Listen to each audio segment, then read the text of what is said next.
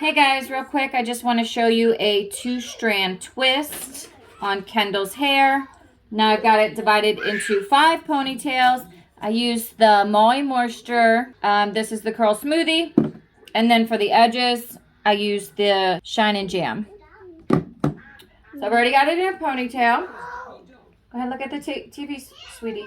Hey. Kendall's in charge of the remote because you get the remote when you get your hair done, right? Alright, so you divide it in 2. Now these 2 strands are going in the same direction. So for me, I'm rotating these both right. And then I'm overlapping them going left. Or you can think of it as going clockwise with both of these strands separately. And then going counterclockwise when you put them together.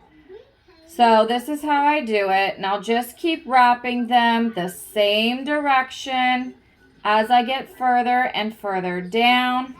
You want to keep it rather tight.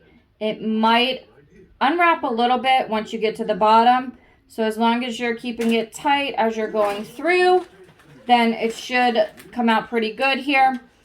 And then all different hair types work differently, so it really just depends on your child's hair type, if this is a good style for them or not. But it is a really good protective style to start with, especially if you don't know how to braid yet. This is what I started with, the 2-strand twist. Don't worry about any extra product. That's actually really good. Even if you see like white product sticking out, don't worry. The hair will actually absorb that.